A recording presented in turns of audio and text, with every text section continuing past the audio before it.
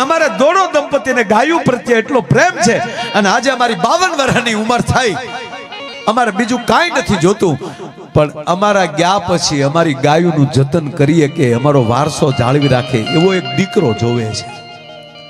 52 વર્ષની ઉંમર છે, એક દીકરો. અને માં અંબા કહે છે કે તારા યોગમાં સંતાન યોગ નથી, તારા ભાગ્યમાં દીકરો નથી, પણ તે મને સેવી છે, મારી ઉપર શ્રદ્ધા રાખી છે. જાઓ તમારું બેયનું આયુષ્ય અહીંયા પૂરું થાય અને તમે બેય નંદગાંવમાં જન્મ લેજો. લગભગ આખા વર્ષમાં ક્યારે આ પ્રસંગ નથી લેવો. અને આજ આપ બધા બેઠા છો, હીરા બાપાનું સાનિધ્ય છે. એટલી સંખ્યામાં મારી માતાઓ બેઠા છે. ભગવાન કૃષ્ણ મથુરાની જેલમાં જન્મે. જો કૃષ્ણ કૃષ્ણ છે, જન્મે જેલમાં, કામ મુક્તિ દેવાના કરે. સાંભળજો, યમુનાને કાંઠે ગોપીઓના વસ્ત્ર ચોરી પણ શકે અને ભરી સભામાં દ્રૌપદીના વસ્ત્ર પૂરી પણ શકે, શિર પૂરી પણ શકે. ગોવાળિયાની હારે વાહળી પણ વગાડી શકે અને કુરુક્ષેત્રના મેદાનમાં શંખ પણ વગાડી શકે. ભાગતા અર્જુનને રોકી પણ શકે અને પોતે પાછો રણછોડ બનીને ભાગી પણ શકે.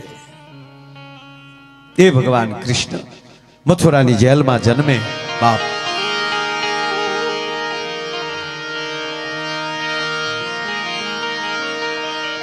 વસુદેવ ટોપલામાં લઈને જાય. ક્યાં લઈને જાઓ? કાક બાપુ લખે છે, મોટી મોટી બેડીઓએ દીધો થો જાકારો, તેથી ઝૂંપડીએ કીધું જીવન પધારો.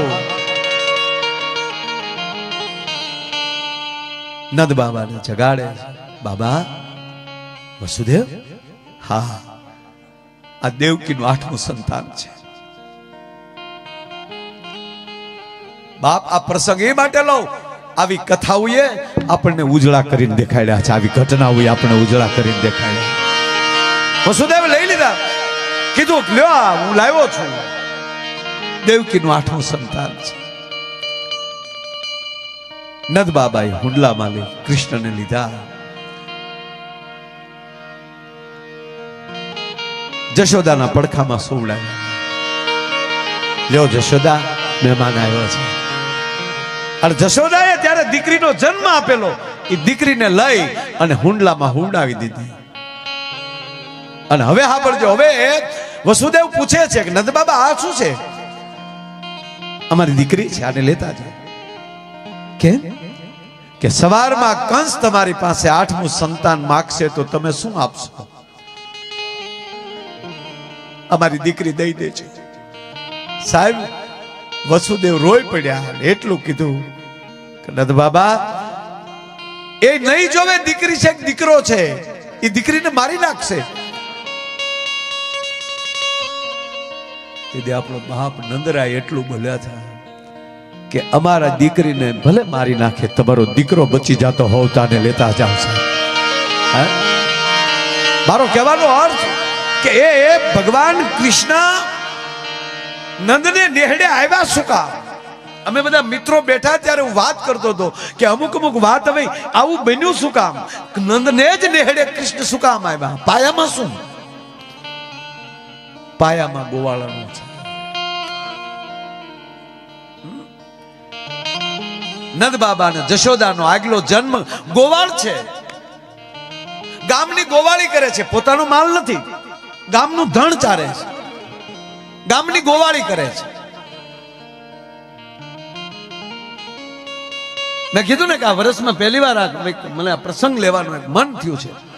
ઘણા ટાઈમે મિત્રો બધા સાક્ષી છે કે કૃષ્ણ ત્યાં શું કામ આવે? અમે ભાઈ ને ત્યાં બેઠા, હરદેવભાઈ ત્યાં ચર્ચા થઈ કે માં મઢડા શું કામ જન્મે? આતાભાઈ ને 18 પાદર ખોડિયાર પ્રસન્ન કેમ થાય? એમ અત્યારે એ કહું આપણે નેહડે કૃષ્ણ શું કામ? દેવકીની કુખે જન્મે જ પ્રશ્ન નથી. જેને 7 સંતાનોને નજર સામે મરતા જોયા હોય અને પેટની અંદર પીડાની જેલની હાલતી હોય એની કુખે કૃષ્ણ આવે.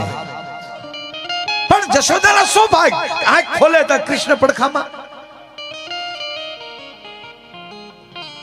માતાઓ બહેનો એક વાત સાંભળજો, સાંભળવાનું કીધું તો ઊભા છે.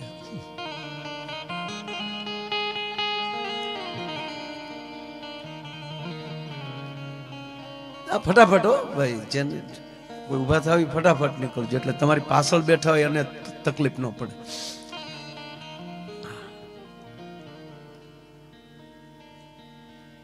વાત ઉપર આવું બાપ, એક જ મિનિટનો પ્રસંગ છે ડાયાભાઈ, પણ મને બહુ ગમે છે આ કે તમારે આપણી પાસે કાંઈક આવે છે તો પાયામાં કોણ?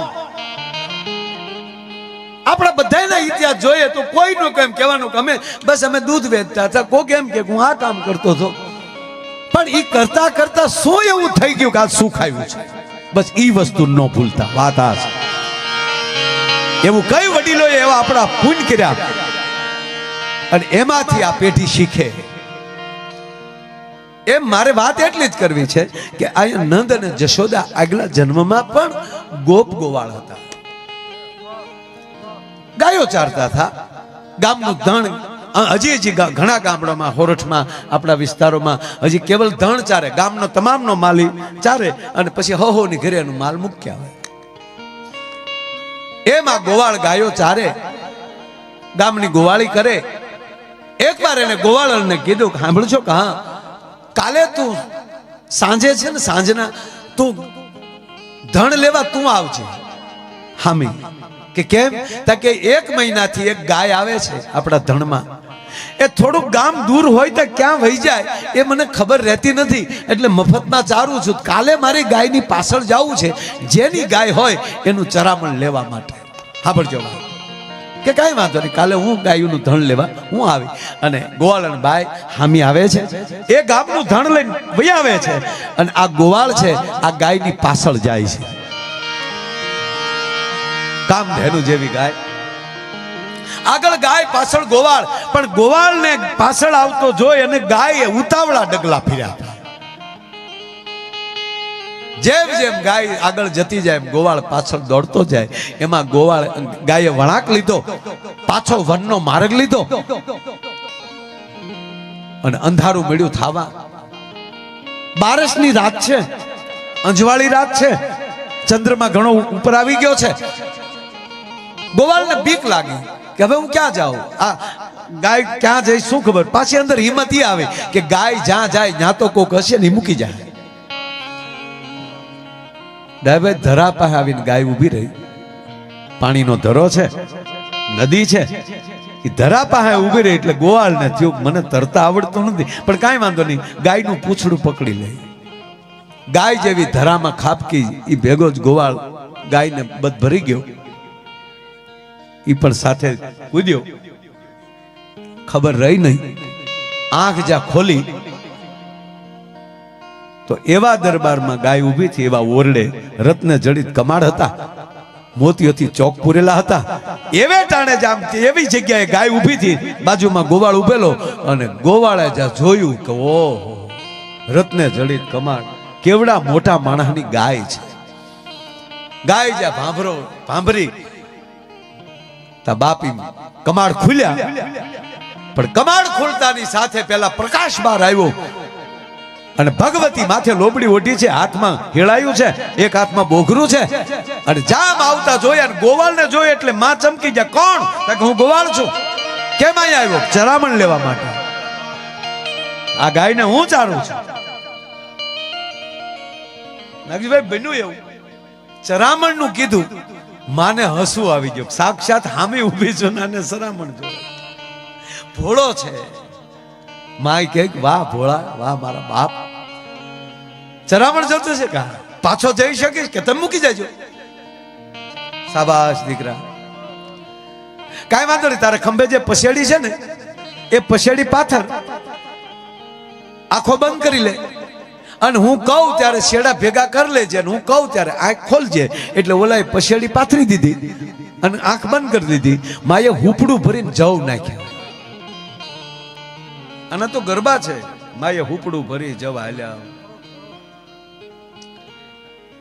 હુપડું ભરી જવ નાખ્યા. ગોવાળને કીધું કે હવે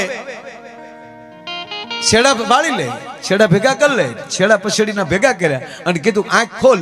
આંખ ખોલી તો ગામના નદીના કાંઠે બેઠેલા, પોતાના ગામનો જાપો.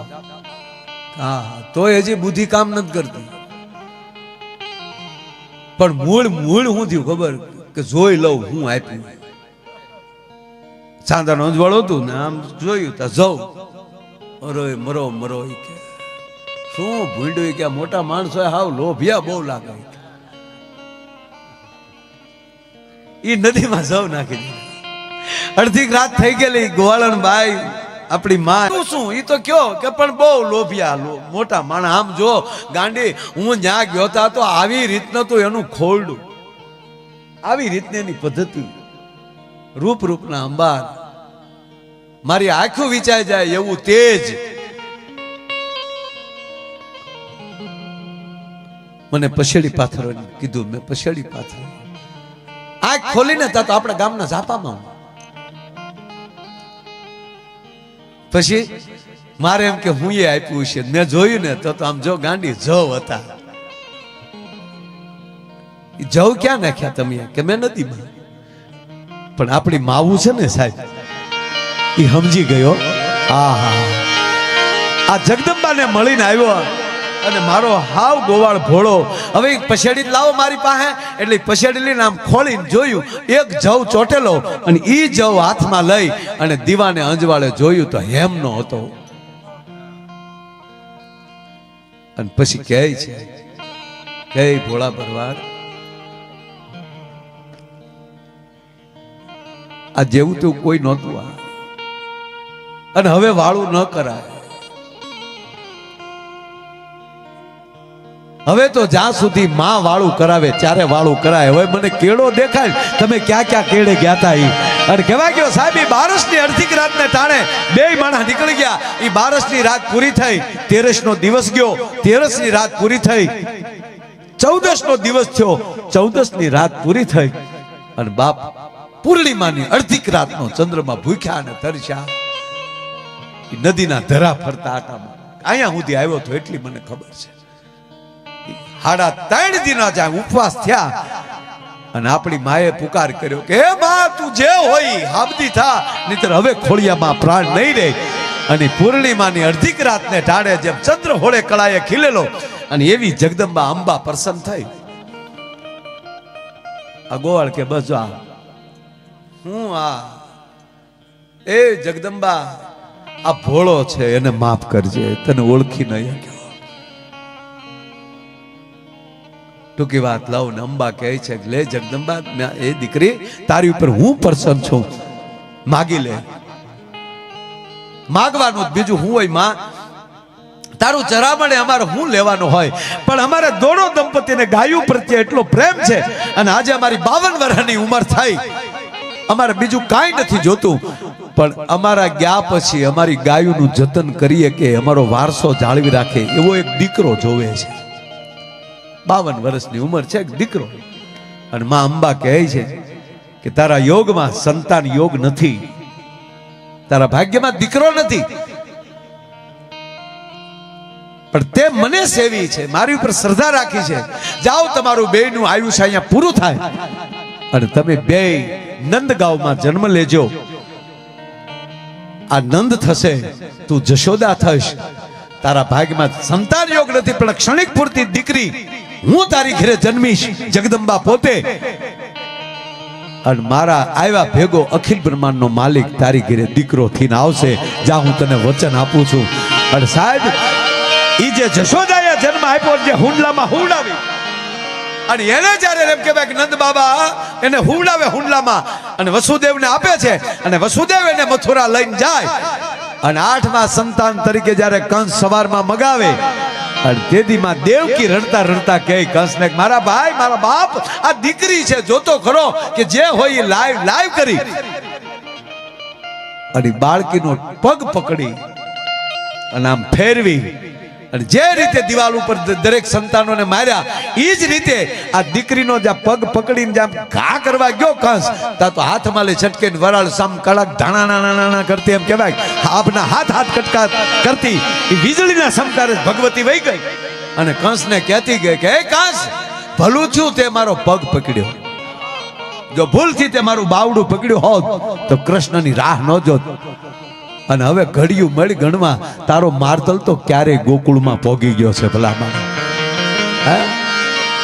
ઈ કૃષ્ણ ઈ ગોકુળમાં મોટા થાય. હવે ઈ જગત આખા મોટું કરતા એને મોટું થતા હું વાર લાગે. દીએ નો વધે એટલો રાજ્ય, રાજ્ય નો વધે એટલો દીએ. બાપુ 3 વર્ષ નો થયો ને ત્યાં તો આખા ગોકુળને સકરાવે હલાવી દીધું. ઓનલી 3 વર્ષ. કોઈના ઘરે માખણ નો રહેવા દે. આખા ગામના દરેક ઘર દીઠ એક છોકરો એનો સભ્ય. બધું પૂછી લે તારા ઘરના કેટલા મત છે. હા, પાછું પૂછે વિપક્ષમાં કેટલા બેહે. એટલે એક છોકરો એમ કે મારે દાદીમાના હાથમાં ન આવતો, ઈ દાંત શીખી દી મોઢામાં દાંત ના પણ કરડી ગયો હોય તો સોયત્રા કાઢ નાખે. કૃષ્ણ કે એનું નામ નોખું લખી લે. આખી મંડળી તૈયાર કરી.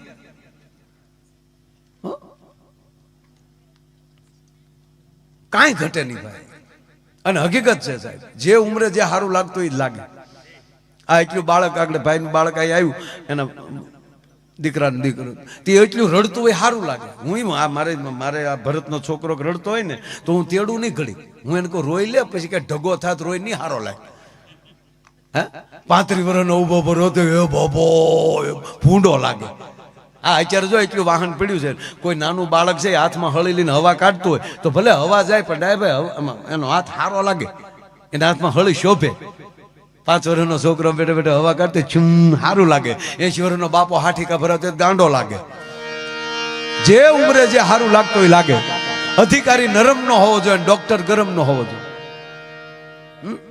અધિકારી નરમ નો હોવો જોઈએ. કોઈ અધિકારી હોય, કોઈ ફોલદાર કડે રિવોલ્વર હોય, વર્ધી પહેરી હોય, ખંભા ઉપર સાંદેડારી ગયા હોય, હાથમાં લાકડી લઈને ઉભો રૂડો લાગે.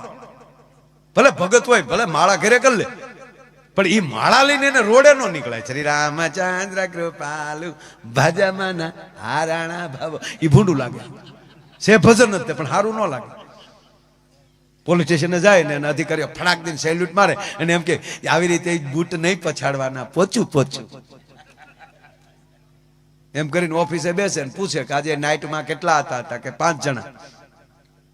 કેટલાને પકડ્યા છે કે 5 જણાને.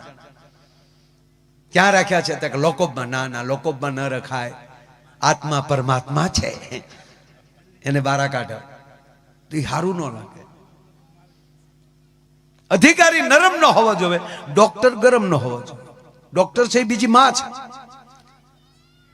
સર્વસ્ત શરીર જોવાનો કોઈને અધિકાર હોય તે ડોક્ટર ને બીજી માં. ડોક્ટર ભગવાન છે. બેનું જ ધ્યાન રાખવાનું, ડોક્ટર નું ભગવાન. ભગવાનની કફા મરજી થાય તો ડોક્ટર પાસે આપણને મોકલે, અને ડોક્ટરની કફા મરજી થાય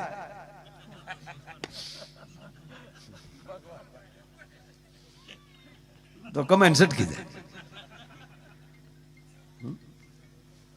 એક બાપા ગયા ને હોસ્પિટલે, ડોક્ટર પૂછ્યું શું થાય? ત્યાં અણહક થાય. હવે એની હિસ્ટ્રીમાં નહોતો અણહક શું કહેવાય. પછી કોકે પીધું. પૈસા ન હોય ને જે થાય ને એને સાહેબ અણહક કહેવાય.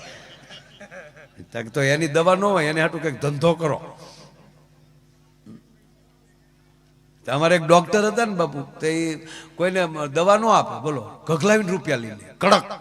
જે આવે ને શું થાય તને? એ કે સાહેબ બસમાં બેહું ચક્કર ચડે. હું કામ બસમાં બેહો છો? નહીં બસમાં બેહવાનું, લાઈવ 150 નીકળ. બીજો આવે, તને શું થાય? એ કે સાહેબ ઘઉં વાળું ખાવું પેટમાં દુખે. પણ હું કામ ઘઉં ખાવ છો? ઘઉં નહીં ખાવાનો, મકાઈ ખાવ, ચણા ખાવ, બાજરો ખાવ, લાઈવ 150. એક જણો વાડીએ પાણી વાળતો હતો ને, ડોક્ટર મગજમાં સીડ્યા. કારો કમાલ છે, કોઈ દવા દે નહીં અને ગગલાવીને રૂપિયા લે. પાણી વાળતો પાવડો હતો ને, એમાં પાવડો છૂટો કર્યો ને એકલો હાથો ખંભે લીધો. અને સવારે 9 વાગે હોસ્પિટલ ભાઈએ પ્રગટ કૃપાલા. ડોક્ટર પૂછ્યું, શું થાય? એ કે સાહેબ 2-3 દી થાય એમ થાય, કોકને 1-2 નાખું. ડોક્ટર કે નાખવા જોવે લાઈવ 150, કે આલ્યો 300, ડોક્ટરને 4 નાખ્યા. ડોક્ટર સીધા કોમામાં. ભાનમાં આવ્યા ત્યારે એટલું કીધું, વિજ્ઞાન જાથાવાળા હારા પણ પાવડાના હાથાવાળા ન હારા. વાત એ છે બાપ કે આવો ઉજળો અવસર જ્યારે મળી જાય, 3 પ્રસંગ ત્રિવેણી સંગમ જેવું થતું હોય, ભાગવત કથા સાંભળવા મળે, ઉજળો પ્રસંગ થાય, સમૂહલગ્ન થાય, યજ્ઞ થાય, એટલે આવા સંતો આવે, મહાપુરુષો આવે, અને આ બધું આ પ્રસંગ જ્યારે મળે છે એ નાના હુના ભાગ ન કહેવાય.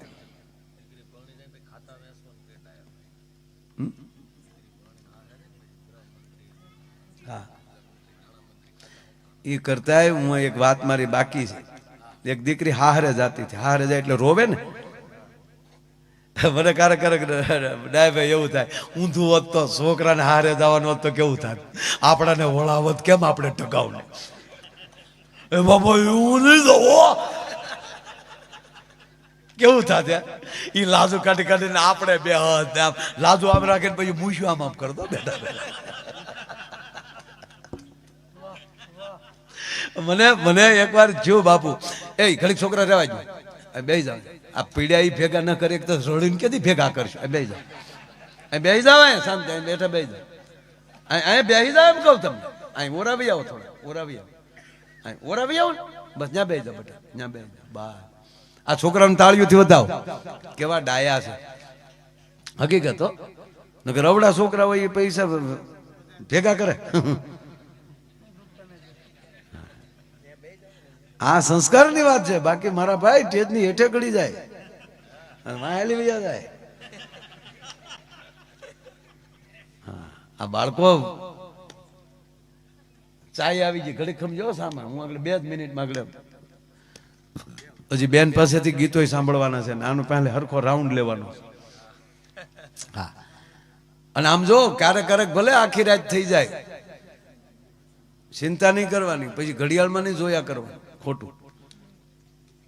તમે તો આગળ જ્યારે પ્રોગ્રામમાં જઈને ત્યારે હોઈ જાવ, અમારે પછી ક્યાંય પલ્લો કાપીને પોગવાનું. આ બાળકોને તાળીઓ થયો જાવ, કેવા ડાયા થી વાહ વાહ. નહીતર અમે એક ભાઈ ઘરે ગયા ને, ત્યાં છોકરા ઉલ્લી ઉલ્લીને મારે ખોળામાં પડ્યા, મહેમાન આવ્યા, મહેમાન આવ્યા. અને આમ જો નાકમાંથી જીરોના લેમ્પ થયો, અને પાછા આપણે ખંભેલું છે. એમાં એક છોકરા તો આમ ખિસ્સામાં જોયું કે લુકા છે, લુકા. અરે એક મહેમાને ખાલી ચા પાણી પીને પછી જાવા ગયા ને, તે બિચારા ગાડીની સાવી કાઢવાટું ખિસ્સામાં હાથ નાખ્યો. ત્યાં તો ગરધણી શું કે ના ના ના ના, છોકરાના હાથમાં કઈ ન દેવાનું હોય. એટલે સાવી કાઢે, તારે એમ કે હું રૂપિયા કાઢવા ખિસ્સામાં. એટલે અમે એમ ગયા ને એક ભાઈ ઘરે, તો છોકરા મારા ખોળામાં પડ્યો. એનો બાપો ખીધા, મહેમાન એવું ન કરે, ઈ થોડા રોજ આવે ટીવી માંથી માય જાત બાય નીકળ્યા. અરે કે આવું ન કરો, નીચે આવ. નીચે તો આવ્યો પણ ખાટલા હેઠે ગળી ઊંધો હોય અને આમ ટાટિયા કરીને હેઠે આમ જીક જીક જીક કરતો હતો. બોલો મેમ. પછી મેં એને પૂછ્યું ગરધણીને, આ માનતા વગેરેનો લાગે? હાવ. આ છોકરા હાટું માનતા નહીં કરી હોય, અહીંયા હમણાં પધારેલો છે. મને કે તમને કેમ ખબર પડી? મેં તમારું નથી માનતો એટલે.